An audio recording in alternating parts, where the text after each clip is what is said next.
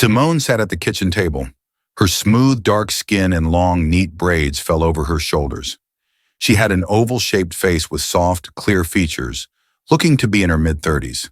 The morning light pouring through the windows, casting a soft glow over the application form in front of her. She hadn't expected to find out about Greenhill Academy this way, through a casual conversation with a well-meaning friend who only skimmed the surface of the prestigious institution's reputation. Yet as her friend spurted about the state-of-the-art facilities and the unparalleled college acceptance rates, Simone felt a spark of something unfamiliar, a dream. Jaden, her son, deserved the best. That's what she kept telling herself. The best education, the best opportunities. He had worked so hard, excelled in his studies, thrived in every extracurricular activity he touched. And yet, despite his extraordinary abilities, they had always felt like they were swimming upstream in a world that wasn't built for them. Greenhill Academy felt like the lifeline they had been searching for, even though the tuition was enough to make her stomach twist with anxiety. It wasn't just the money that weighed heavy on her mind. The idea of rejection, the possibility of her son's dreams being crushed because of something beyond his control, something as insidious as his skin color, terrified her. But there was something in the way her friends spoke about Greenhill that made her think this might be different. Jaden deserved a shot, right? After days of wrestling with her fears, Simone took a deep breath and filled out the scholarship application. There was no going back now. She could already feel the tightness in her chest as she clicked submit. But beneath that fear, there was a flicker of optimism. Jaden had the grades, the drive, the determination. He was more than qualified. They both were. The interview was in 2 weeks, and Simone couldn't sleep much because she was nervous. On the day of the interview, Jaden, a 10-year-old boy with dark skin, short hair, and a round face, put on his best suit. His tie was a little crooked, but he wore it proudly, and it made Simone's heart feel full. He had so much to give, and more. But would they see it? Would Greenhill? Simone's pulse quickened as they walked through the gates of the academy. The sprawling campus was breathtaking, like something out of a dream. State-of-the-art buildings gleamed in the sunlight, and the air was thick with the sound of ambition and privilege. She tried to ignore the wave of insecurity that washed over her. The stone walls seemed to whisper that she didn't belong here. They were led into the admissions office, where a woman in a crisp, tailored suit greeted them with a polite smile that didn't quite reach her eyes. Simone's stomach churned. She had been in rooms like this before, rooms that felt as if they had already decided who would be allowed to stay and who would be shown the door. Jaden sat next to her, his eyes wide with nervous energy, but he held himself with a quiet dignity. The interview began, and as the questions flowed, about Jaden's grades, his passions, his dreams, Simone noticed something that made her heart sink. Across the room, a family of 4 had entered just moments before them. The father, a well-dressed man with salt and pepper hair, shook hands warmly with the admissions officer as they exchanged pleasantries. His children, dressed in crisp uniforms, smiled as the officer addressed them by name, making personal comments about their achievements. They were granted what seemed like an eternity for their interview, the room filled with laughter and lighthearted conversation. Simone couldn't help but notice how different it was for them. Their long, friendly exchange was a stark contrast to the brief, formal interview she and Jaden were enduring. The admissions officer barely made eye contact with Simone, and her questions about Jaden felt mechanical, distant, almost as if she were checking off a list. Was this how it was going to be? Was this what Jaden was up against? Her heart began to race. The invisible walls of privilege loomed around them, and Simone could feel the weight of them pressing down, suffocating her. As the interview drew to a close, the officer gave a polite nod. "Thank you for your time," she said, her tone cold and final. Simone forced a smile. "Thank you for yours." They left the office and walked down the grand hallway, the silence between them thick with unspoken words. Jaden's face was unreadable, but Simone could see the flicker of doubt in his eyes. She wanted to tell him it was going to be okay, but the truth was she wasn't sure anymore. But then, as they stepped outside into the crisp afternoon air, Jaden turned to her with a quiet smile. "We'll be all right, Mom." And in that moment, Despite the heaviness of the day, Simone held on to that hope. Even if Greenhill wasn't ready for them, they would make their own way, together. His rejection letter arrived on a Thursday, its crisp white envelope stark against the worn wood of the kitchen table. Simone stared at it for a long moment before daring to tear it open. She already knew what it would say, something vague, something that danced around the truth. What they really meant was, not enough. Not enough privilege, not enough legacy, not enough of what they wanted. She scanned the letter quickly. "We regret to inform you." It was the same tired line that had marked every rejection she had ever faced. But this one hurt more, because it wasn't just her dreams that had been dashed, it was Jaden's. His future, his potential, hung in the balance. And for what? Her eyes landed on the line that nearly made her drop the paper. While Jaden is a remarkable student, the admissions process takes into account numerous factors, including the overall composition of the student body. She clenched her fists so tightly that her nails dug into her palms, and she could taste the bitter resentment rising in her throat. She knew Jaden was qualified. He had been more than qualified. His grades, his achievements, his character, all of it should have spoken for itself. But here they were, dismissed without a second thought, as if the color of his skin was a barrier they were unwilling to acknowledge. The weight of the letter settled in her chest, suffocating her, and she struggled to breathe through the sting of frustration that burned her eyes. As if on cue, the phone rang, snapping her from her reverie. It was Tanya, a fellow mother she had met at a community event months before. "I'm sorry to bother you, Simone." Tanya's voice was filled with an undertone of sympathy. "But I heard back from Greenhill. They rejected my daughter too." Simone's breath caught in her throat. She was stunned, yet something inside her twisted. "What? Why?" Tanya sighed, her voice low. "They said she didn't meet the academic expectations, but..." She paused, collecting herself. "She's top of her class, just like Jaden. I don't get it." The pieces clicked into place with an icy finality. Simone had heard rumors, whispers about other families like hers, who had faced the same fate. It wasn't just an isolated incident. This was happening on a larger scale. But why? What was Greenhill really looking for? Her curiosity turned into determination. That night, she dove into research. She scoured the school's admissions policies, read every article she could find, and slowly but surely, the truth began to unravel. She learned about legacy admissions, a system that favored children of alumni and parent contribution potential, the unspoken rule that large donations from affluent families could smooth over a child's application. Greenhill, it seemed, had built a fortress for the wealthy, one that kept out those who couldn't afford to play by their rules. Simone's heart sank as she realized how deep the injustice ran. Greenhill wasn't simply a school, it was a club that kept its doors shut to people like her and Jaden, no matter how qualified they were. It was an insidious system that rewarded privilege and kept the playing field tilted in favor of those who had always been on top. The following day, Simone sat at her desk, drafting a formal complaint to the school board. She detailed everything: the biased admissions policies, the undue preference given to legacy students and wealthy donors, the rejection of deserving students of color.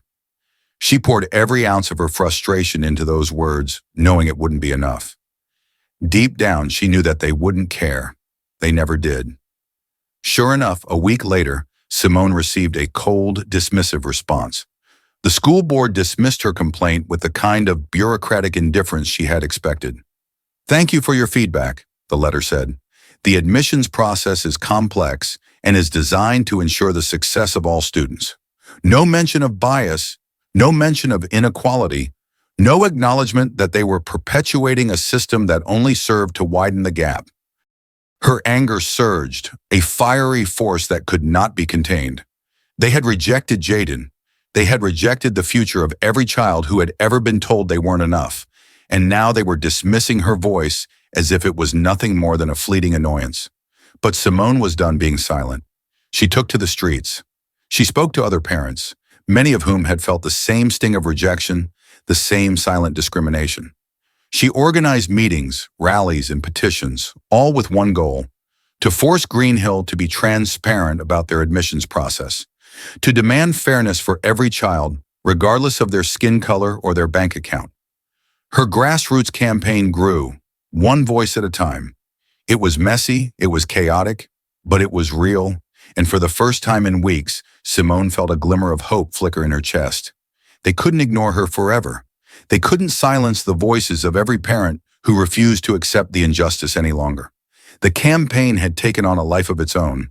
What began as a few passionate voices on the steps of the local community center quickly gained traction, spreading across social media like wildfire. Parents who had once felt too powerless to speak up now stood side by side with Simone, their voices resonating with the collective pain of years spent on the outside.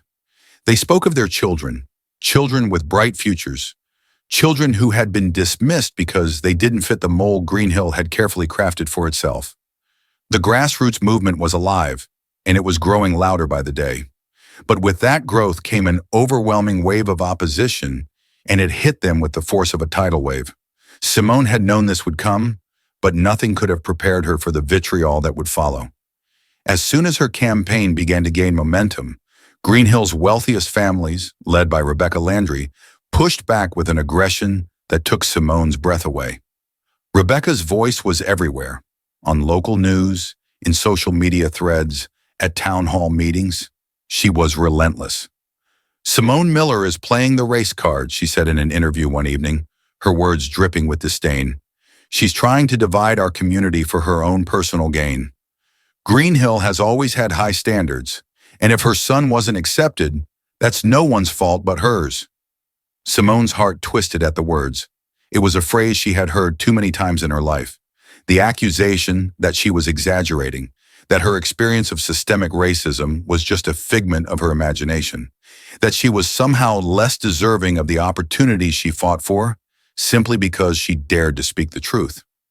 Rebecca's accusations painted Simone as an outsider, a troublemaker who was threatening the stability of an institution that had been built on a foundation of privilege. The more the media pushed her narrative, the more Simone found herself under attack. The barrage of insults, dismissals, and mockery came at all hours of the day. It wasn't just Rebecca anymore. There were others too, other parents, other community members, all rallying behind the idea that Simone was simply stirring the pot. It was hard not to feel the weight of it all. Simone could feel the tension in her shoulders, the ache that settled into her chest each time she opened her inbox. Each time she picked up the phone, the emails were laced with hatred. "You don't belong here," one read. "Keep your people out of our school," another said. It felt like she was carrying the weight of every unjust word she had ever heard, every door that had ever been slammed in her face, every time she had been told that her voice didn't matter. And then, it happened. Jaden came home from school one day, his shoulders slumped, his eyes dull. His backpack hit the floor with a thud, and Simone's heart clenched in an instant. "What's wrong?" she asked, kneeling in front of him. Jaden's lips trembled as he looked up at her. "They're calling me names again, Mom," he whispered, his voice barely audible, "saying I don't belong, saying I'm not good enough for Green Hill." Simone's breath caught in her throat. Her son, the boy who had always been so strong, so full of promise, was now the target of ridicule. The school that had rejected him, that had told him he wasn't enough, had now given others permission to tear him down. It wasn't just the rejection, it was the unrelenting cruelty that followed. The weight of being marked as different, as less than. Tears welled up in her eyes, but she fought them back. "Jaden," she said, her voice shaking, "don't listen to them. You are more than enough. You always have been." But even as she spoke, doubt gnawed at her insides. Was she doing the right thing? Was her fight worth it if it meant causing her son so much pain? The voices of the opposition rang in her ears. "You're just stirring up trouble. You're dividing us. You're making it worse." She began to wonder if it would ever be enough, if the cost of this fight was too high. That was when Dr. Lou called. Dr. Lou had been a quiet ally, someone Simone had met during the early days of the campaign, a former Green Hill parent herself, Doctor. Lou had watched the school's policies from the sidelines for years, and she knew the system was broken. She knew the pain Simone was feeling. I've been following everything closely, Doctor, Liu said, her voice steady and calm. And I know exactly what you're going through. I've walked this path before. They will make you question yourself. They will try to break you, but you cannot let them. Simone was silent for a long moment, the weight of Dr. Liu's words settling into her bones. It's hard, she said finally, her voice barely above a whisper. I don't know how much more I can take. It feels like it's all crashing down. Dr. Liu's voice softened with understanding. I've been where you are, Simone. When my son was rejected, they tried to make me feel like I was the problem. But I kept pushing. And you will too. This fight, it's bigger than just you and Jaden. You're fighting for every child who deserves a chance. And when they see your resolve, they'll know they can't break you. They'll know they can't break any of us. Something in her words reignited a spark in Simone. It was the kind of reassurance she hadn't realized she needed. The reminder that she wasn't alone in this fight. That every person who joined her in this cause, every person who stood up and refused to be silenced, was part of something greater than herself. The next morning, Simone stood tall. She wasn't just fighting for her son. She was fighting for all of them. The children who had been left out, the parents who had been pushed aside, the voices of all those who had been told they weren't enough. And then came the blow that no one had expected. Elliot Morgan, the investigative journalist who had initially dismissed the campaign as a fleeting protest, took a stand. He had been watching, he had been listening, and now he had uncovered the truth, something so damning, so undeniable, that it would change everything. In his expose, Elliot revealed Greenhill's discriminatory admissions practices in stark detail. He laid bare the policy of legacy admissions and the hidden power of parent contribution potential. He unearthed the startling statistic that minority applicants were disproportionately rejected, even when their academic credentials far surpassed those of the accepted students. The article was published late one night, but by the morning it had spread like wildfire.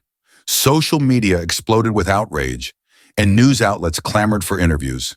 Elliot's expose gave the campaign the fuel it needed to soar. It was no longer just a fight for justice. It was now a call for accountability, a demand that the world see what had been hidden in the pressure on Greenhill Academy had reached a breaking point. The expose, the protests, the overwhelming outpouring of voices from the community, it all culminated in one unavoidable moment. The board of directors could no longer ignore the growing storm. They had tried to weather it with silence, with deflection, but the truth was now undeniable. The weight of public scrutiny was unbearable, and they had no choice but to face it. A community meeting was scheduled, a public forum where parents, teachers, and alumni would be invited to speak. It was supposed to be a chance for the school to address concerns, but Simone knew the truth. They were hoping to silence the voices that had risen in protest. They were hoping to contain the damage, to push this uncomfortable conversation back into the shadows. But Simone wasn't going to let that happen. She stood before the mirror in her living room, her hand pressed against the cool glass, staring at her reflection. She didn't recognize herself anymore. The woman who had been afraid to speak out, the woman who had hesitated to challenge the system, was gone. In her place stood someone different, someone who had seen too much, heard too much, and felt the sting of injustice too deeply to ever go back. She straightened her back, her resolve as firm as the ground beneath her feet.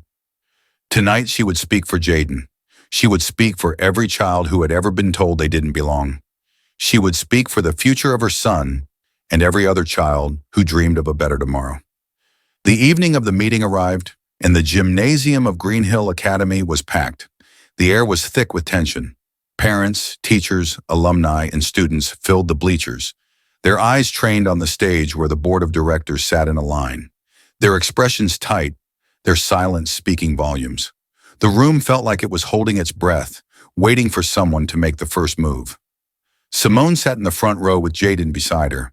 He had been quiet all day, as if he too could feel the weight of the moment. His hand gripped hers tightly, and for the first time in weeks, she felt a flicker of hope. Tonight, they would be heard. When it was Simone's turn to speak, she stood, her legs shaking, but her voice steady. She walked to the microphone, taking a deep breath before she began. I am here tonight as a mother, she started, her voice breaking the silence that hung heavy over the room. I am here tonight because my son Jaden is more than just a student. He is a person, he is a dreamer, and yet despite everything he has achieved, despite his talent, his work ethic, his potential, he was rejected by this school. And not just him, many others like him, our children who work harder than anyone, who strive to be the best they can be, are told they don't belong here. She paused, her heart pounding, as the room fell into a heavy silence. Her words hung in the air, like an accusation, like a plea.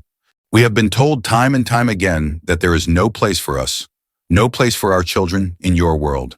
And you know what? We've had enough. The room was still, but the energy had shifted. There was a palpable sense of anticipation, as if the audience was waiting for something more. Simone could feel it, the support, the solidarity of the parents who had stood with her, of the people who had been silently suffering for far too long. This was no longer just her fight, it was everyone's. Her voice grew stronger as she continued. I will not allow my son's future to be determined by the color of his skin or the amount of money in our bank account. I will not allow Greenhill to keep playing gatekeeper to the dreams of children who deserve a chance. My son, and so many others, are more than capable, more than worthy. As she spoke, Simone glanced at Jaden, sitting quietly beside her, his eyes focused on the floor. He had been so quiet lately, so withdrawn, and she knew it was because of the bullying at school, the constant sting of rejection. But tonight, he was here, sitting beside her, ready to stand with her. Simone turned back to the board, her words like fire, burning through the indifference of their polished faces. You cannot continue to ignore us. You cannot continue to dismiss us. We will fight for our children, and we will not stop. The applause that followed was deafening. Parents cheered, some stood, and even a few teachers looked on with silent admiration. Simone felt a rush of emotion. The weight of her journey, the weight of every step she had taken, was finally lifting. They were being heard. And then, as if the moment wasn't already profound enough, Jaden stood. It was a slow, hesitant movement at first, but then, with a look of resolve in his eyes, he walked to the microphone beside his mother. Simone's heart swelled as she watched him, knowing that this was the moment he would forever remember as the turning point of his life. Jaden took a deep breath and looked out over the crowd. His voice was soft at first, unsure, but as he spoke, it grew in strength. I love to learn. I've always loved learning. When I was little, I used to take apart old computers just to see how they worked. I dreamed of becoming an engineer, of building things that could help people. And when I found out I couldn't go to Greenhill, it felt like my dream was being taken away. His words hung in the air, and Simone saw something shift in the room. The hardened faces in the audience softened. A mother wiped away a tear. An older man, his arms crossed, blinked as if he had been shaken from some long-held slumber. I'm not asking for special treatment, Jaden continued, his voice gaining strength with every word. I just want the same chance, the chance to prove myself. I want to go to Greenhill because it's a place where I can be the best version of myself. I want to learn, to grow, to build a future. Simone's eyes filled with tears as she watched her son. In that moment, all of the pain, all of the frustration, all of the anger she had carried for so long seemed to fall away. Jaden's voice, clear and powerful, had reached them. He had shown them his heart, his dreams, and it was impossible to ignore. The room was silent for a long time after Jaden finished speaking. Then one by one, people began to stand and clap. At first it was hesitant, a slow, uncertain start, but then it grew until the entire room was filled with applause, tears, and admiration. Simone couldn't hold back her own tears as she stood beside her son, knowing that this was the moment that would change everything. They had spoken, and the world had listened. The battle was long, and it had come at a cost. Each of them had given so much of themselves to a cause that at times felt impossible. But in the end, the relentless pressure, the voices of so many had broken through. Greenhill Academy, once a fortress of privilege, had been forced to acknowledge the power of the truth. In the days following the community meeting, The school's board of directors announced a series of reforms that sent ripples through the entire education system. Green Hill, long seen as a beacon of exclusivity, had bowed to the undeniable pressure of the public outcry. They had no choice. The truth had been laid bare, and they could no longer ignore the growing demand for change. The school's new admissions policy was hailed as a victory, a blind review process that eliminated the biases of legacy admissions and the undue influence of donations. The decision was groundbreaking. The school, which had once thrived on the backs of affluent families, was now being forced to open its doors to a more diverse group of applicants. No longer would students be judged based on who their parents were or how much money they could donate. The future would be determined by potential, by merit, by the strength of a student's abilities. Simone had been there when the announcement came. She had stood proud but exhausted as the head of the board made the statement on live television. But for all the satisfaction she felt in that moment, she knew that this was only the beginning. The victory was important, but it was just the first step in a long journey, a journey that would require more than just policy changes. It would require a cultural shift, one that could not be achieved overnight. Still, Simone couldn't deny the feeling that had settled in her chest, the feeling of having won something more profound than just a battle for her son. She had won something for all of them, the parents who had fought for their children, the students who had been left behind, the families whose dreams had been denied simply because they didn't fit the mold. For the first time in a long while, Simone could breathe a little easier. The weight on her shoulders had been lightened, and though the fight was far from over, she had seen what was possible when a community came together. Her phone rang late one evening, the number unfamiliar but the voice on the other end unmistakable. "Simone, it's Dr. Liu." Simone sat down, her heart racing. "What's wrong?" she asked, already knowing the gravity of the situation. "Nothing's wrong, Doctor," Liu replied, her voice warm with a quiet triumph. "In fact, everything's right. Your campaign has ignited something bigger than any of us could have imagined. Other schools, other elite institutions are following Green Hill's lead. They're starting to open their eyes to the need for change. This isn't just about Green Hill anymore. This is about shifting the entire system." Simone felt the weight of those words sink into her soul. Other schools were listening. The ripple effect was real. What had begun as a fight for one school, for one community, had sparked a broader conversation about inequality and bias within education. And as the conversation grew louder, it became clear. Change was inevitable. Jaden, too, was beginning to feel the weight of that change. After Green Hill had rejected him, the sting had been sharp, but now, with the policies shifting and opportunities opening elsewhere, he was no longer a victim of the system. Instead, he was a symbol of resilience, a beacon of possibility for all the children who had been left behind. It wasn't long before Jaden received an acceptance letter from another top-tier school, one that had long been considered the gold standard. But this time, it was different. This time, it wasn't about legacy or donations. It was about Jaden's brilliance, his potential, his unwavering determination to succeed. The school had seen in him what Green Hill had failed to see. They recognized that the future of education was not about privilege, but about promise. When Simone opened the envelope, her hands trembled with a mixture of disbelief and joy. The letter was not just an acceptance, it was a declaration. Jaden had earned his place, and the future she had fought so hard for him to have was now within reach. But even as she shared the news with her son, as they celebrated together, Simone knew that this moment was only one part of a much larger story. Yes, they had won a victory. Yes, Jaden had been accepted into a prestigious school that valued his abilities. But Simone had seen the cracks in the system long before she'd started her fight, and she knew that the battle wasn't over. Far from it. The changes at Green Hill had been a significant victory, but Simone refused to rest on her laurels. The fight for educational equity, for the dismantling of the entrenched systems of privilege that had long governed the education system, was far from finished. As she sat in the quiet of her living room that evening, reflecting on everything she had been through, Simone knew she couldn't stop now. She couldn't rest. Too much was at stake. Her phone buzzed once more, a message from one of the parents she had met during the campaign. They had started a movement in their own community, and it was already gaining momentum. Parents and activists were joining forces, pushing for the same changes that had come to Green Hill.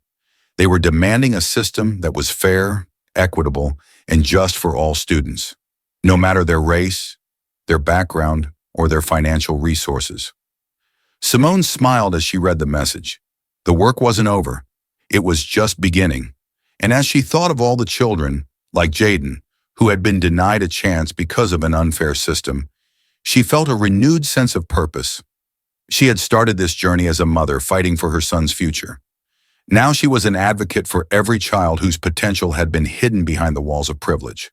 She had found her voice, and she would continue to use it. The road ahead was long, but Simone knew one thing for certain. She would never stop fighting for a world where all children, regardless of their race or background, were given the chance to dream, to learn, and to grow. And that, she thought, was just the beginning.